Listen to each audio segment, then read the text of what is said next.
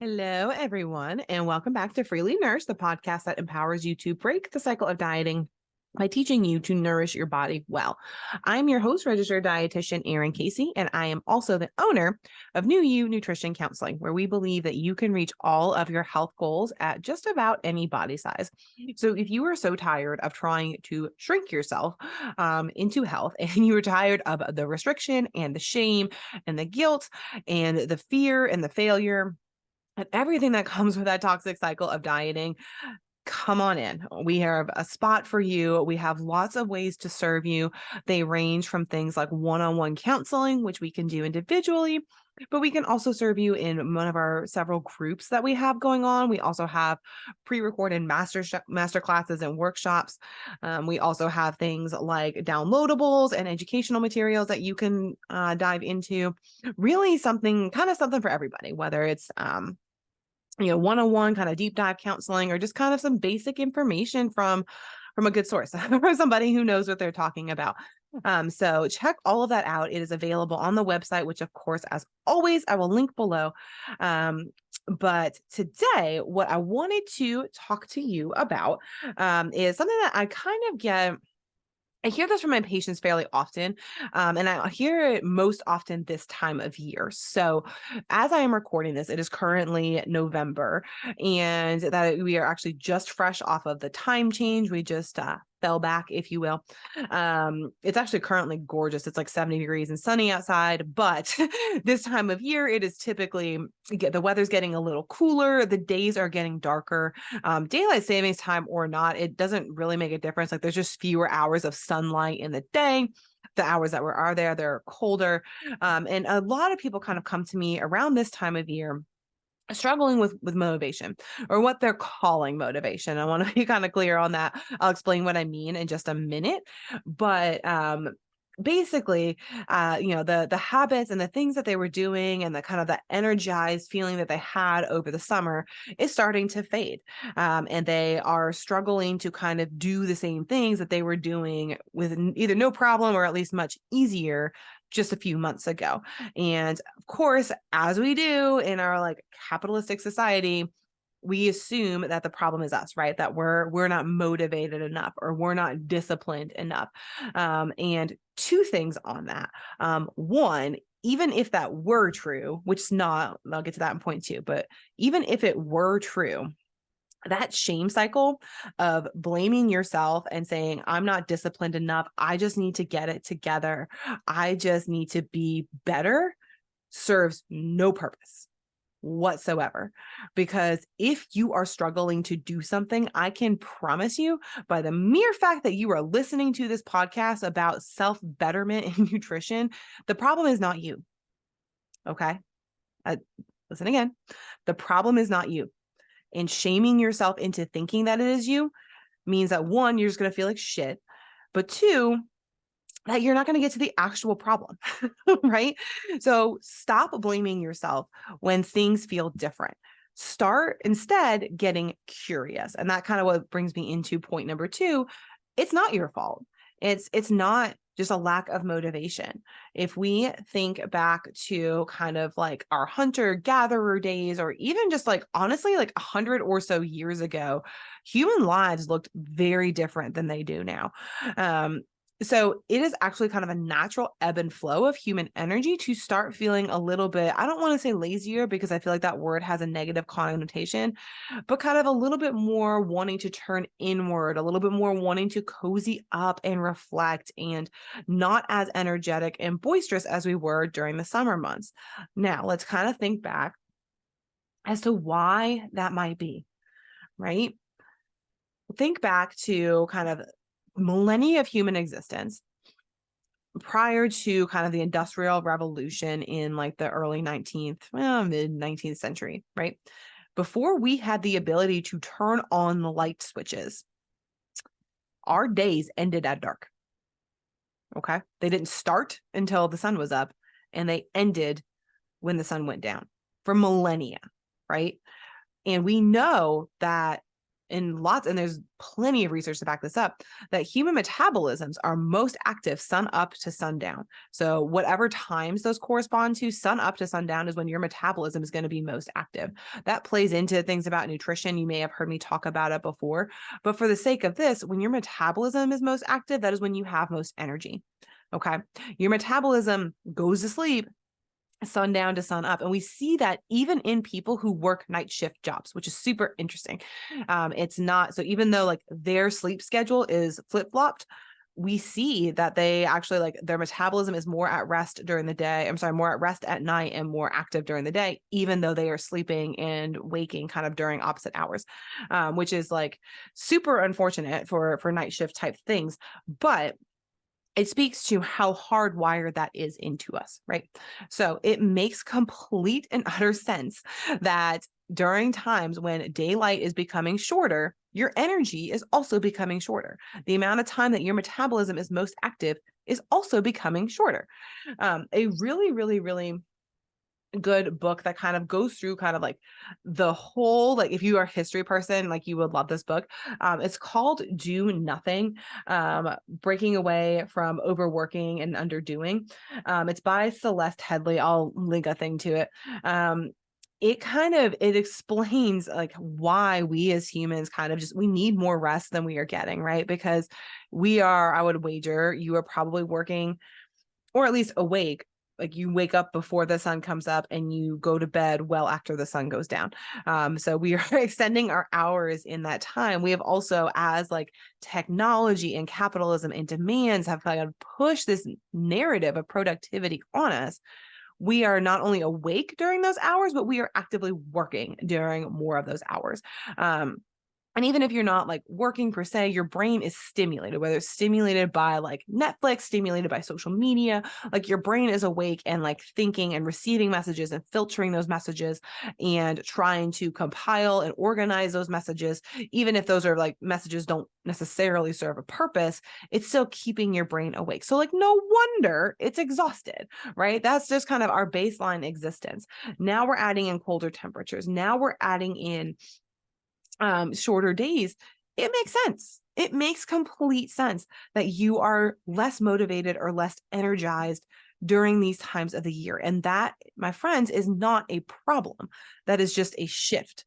And I think once we kind of change that dialogue in our own brain from thinking it's a problem or I'm the problem, or even just like that there is a problem, it's just kind of, oh, my energy is shifting. That makes sense. The seasons are also shifting. And you will notice kind of the opposite at other times of the year as the winter days start to become longer in the spring, as the temperatures start to warm up, as we get more daylight hours going into summer, you may notice an uptick in your energy.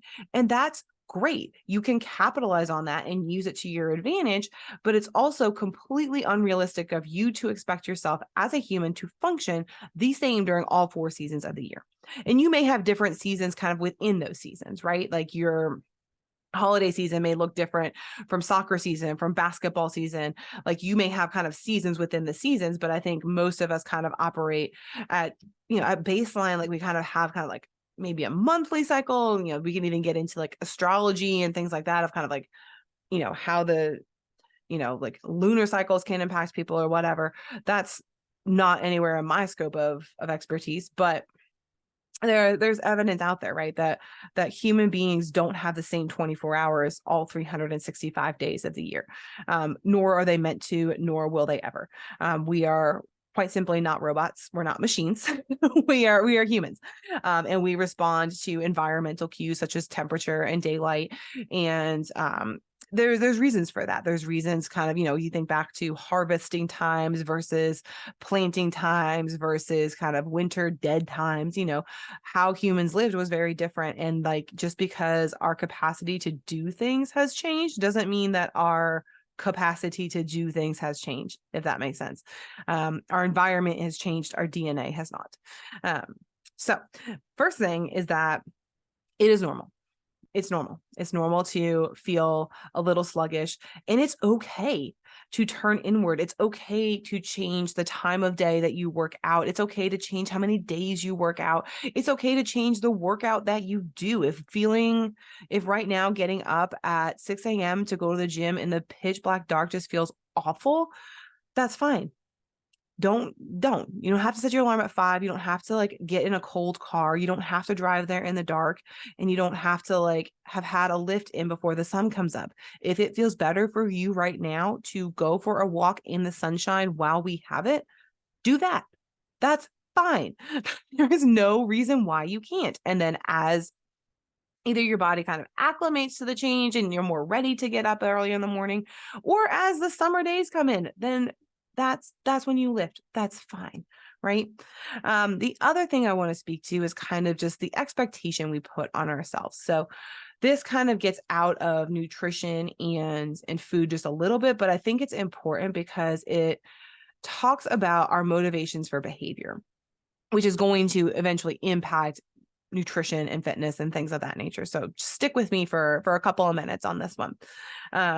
I think it's important. I kind of alluded to this already, but I think it's really important for us to recognize that like the starting of the electricity so that, like things could be done during dark hours, this whole capitalism, hustle culture, kind of this like push. We live in a very production heavy society.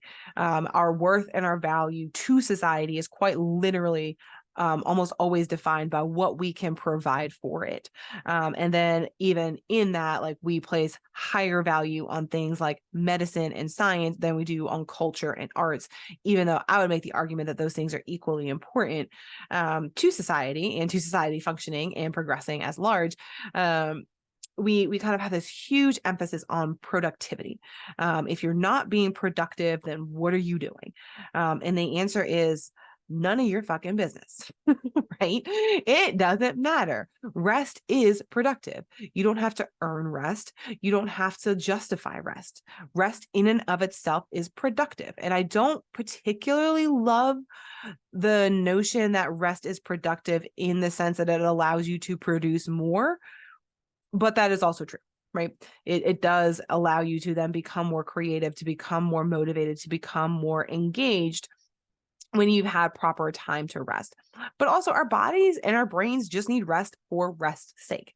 Like I said just a couple of minutes ago, we are completely inundated with messaging from media, social media, this podcast, TV, your boss, and like just work in general. And like all of that is basically now around the clock. Like if you don't respond to an email now within 24 hours, it's just like, hello, where have you been? So there's this kind of push for productivity, but also this push for producing it faster and better than the other person because there's kind of this competitive nature to it. And that's garbage. That is garbage for mental health. It is also just garbage for how humans exist in the world. And I also want to say that is pretty unique to Western cultures. In the Eastern half of the globe, you don't see that.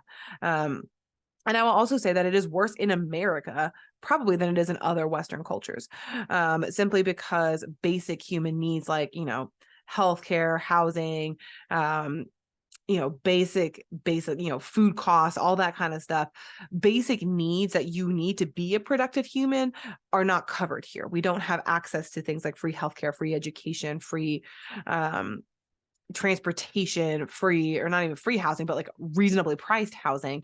There's no checks and balances of like economic pricing of things. Is literally just demand, supply and demand. So all of that then creates this like, well, if you can't even, a lot of us are having to hustle just to keep up. We're not even hustling to get ahead. We're hustling to keep up. And that's, again, creating a very toxic thing because you are talking about basic needs. You're talking about basic needs, like a place to put your head at night, a roof over your head, food in your belly, a way to get to and from work, for which you rely on all of, for all of the other things. It can get very exhausting very quickly. So it's, again, all of these are going to kind of tap into your motivation. And your energy levels. And I think it's also important to distinguish between motivation and energy levels. So energy level is what it takes to get the job done. Your motivation is the reason why you want to do it. Very rarely, to be honest, like motivation is pretty finite. It doesn't change. it is, if you are wanting to increase your muscle mass for whatever reason, then your motivation to go to the gym is to increase that muscle mass. That is like going to be the same all days of the year, every day. If you are feeling more tired or more energized, that's what's going to actually get you out of bed in the morning. So keeping connected to like your why and your motivation is super important. But I also think most of what you all come to me saying, like, I'm struggling with motivation, you were actually struggling with energy. You have the motivation. The motivation is still there to do whatever it is that you're trying to do. It's still important to you for the same reasons it was important to you when we started. But what you're lacking is the energy to get it done. And I think once we kind of shift that, it becomes you're not the problem in that you're not disciplined, you're lacking the energy. And that's how I counsel you on that of, okay, the motivation and like it's not a big philosophical question. The motivation and the desire is still there. Why is it not getting done? Well, you don't have the energy. Well, why don't you have the energy? What are the things that are sucking your energy that we can maybe either get rid of, or what are some ways that we can bolster your energy to kind of give you more power? A lot of times that includes rest, right? And a lot of times it just concludes like, okay, this is still important to me. The motivation has not changed, but I need more energy. So I'm going to take it off the table for right now so that I can come back to it later. So I think that's probably kind of the biggest take home here is look at it not as motivation that is fleeting. Look at it as energy, because that's really what it is. And I think I will promise you that any of you listening to this podcast, you are not giving yourself credit for the things that are taking your energy. I have had patients who are going through immense grief. And significant losses, and they're just like, I don't know why I just can't get up and can't do it. Hello, because your whole brain and your body, for that matter, I mean, your emotions take over your whole body, are consumed with grief. And that is exhausting. And that's totally normal. There's no way to get around that but to go through it. But it's also totally understandable that like right now we don't have the motivation to get up and go work out, because, and I keep saying motivation, what I mean energy. We don't have the energy to get up and go work out because your brain is fucking exhausted from grieving or stressing or managing your kids or managing other members of your family who are not your kids or managing your own life. And it's a hectic, busy world out there because most of us have to work more than one job. And if we do or don't, a lot of times there's financial stress in the midst, again, because we live in like the worst country ever where like nothing is guaranteed to us. And then we're made to feel like shit about it because if you're not doing it well and like you don't have it together, and that in and of itself, that negative self-talk, like I was talking about in the beginning, that sucks your energy too. So if you do one thing after listening to this podcast, stop talking negatively about yourself when it comes to your ability to execute the things that are important to you. It does not mean that they're not important to you. It does not mean that you are a failure. It does not mean that you are not capable or that you will not eventually get there.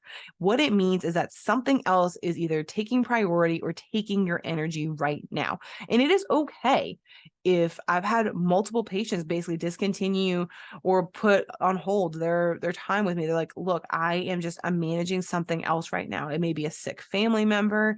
It may be something like a job change, just something, a big life event where they're like, I'm so sorry, but this is just not my priority right now. And I don't want to, say I'm going to do it and then not. And that's okay. I will never fault anybody for having that type of clarity. I never expect to be your priority.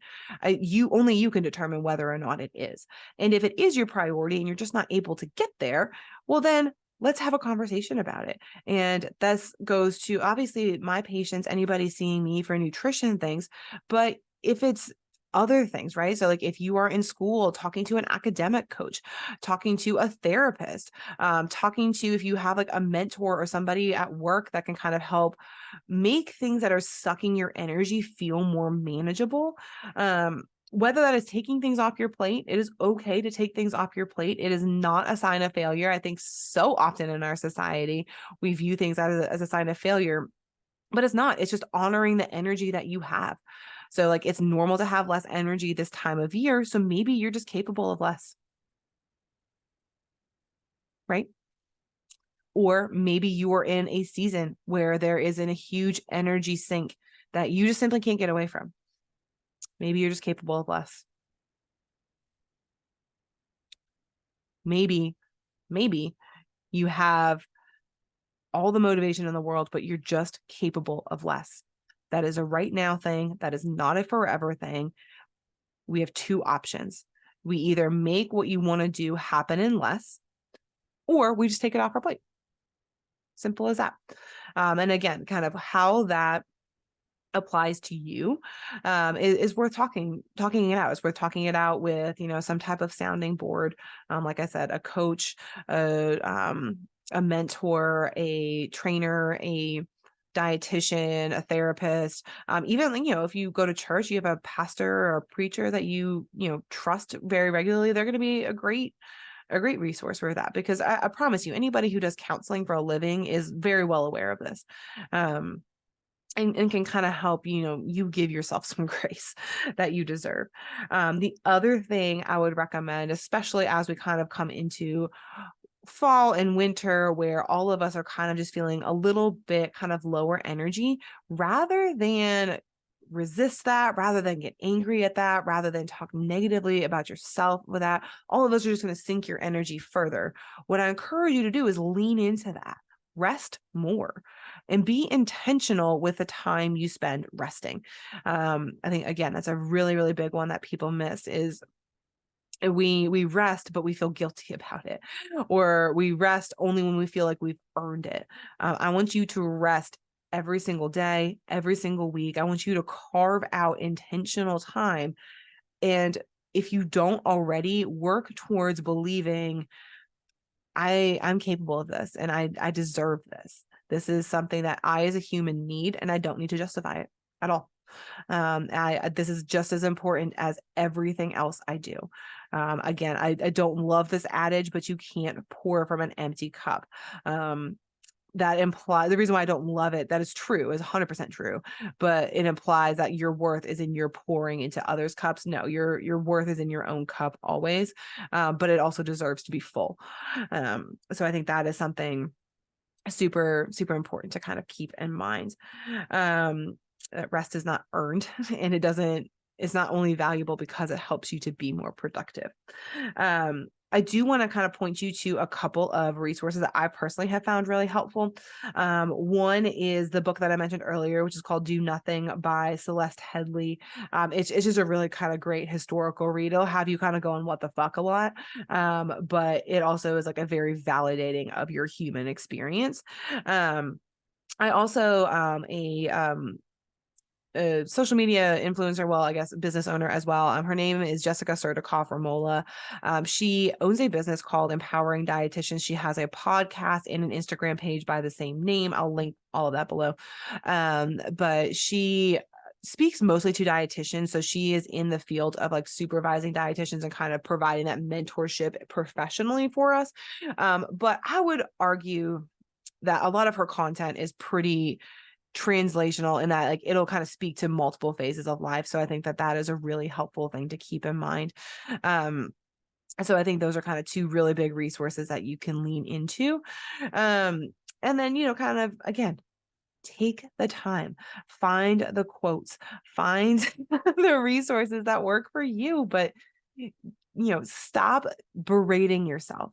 It is not a lack of motivation. It's a lack of energy, whether that energy is just naturally right now flowing with the seasons, or for you is just ebbing and flowing in your life because you have things going on.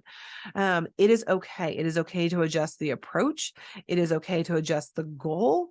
It is okay to change things. Just because it's not working the way it once did does not mean you are doing something wrong. It just means that things are different now. And figuring out, using a resource that you trust to figure out what that something is, can be really helpful. Because again, our goal is to utilize the energy that we have as best possible to serve ourselves, to serve our communities, and negatively judging yourself is not going to get us there. It's just not. It is okay to be capable of less during certain times. And I actually encourage you to do less, whether it is because of an energy balance or just because you don't want to. Super important in life. So that is my soapbox for today. I hope you all have a wonderful rest of your day, and I will see you next week.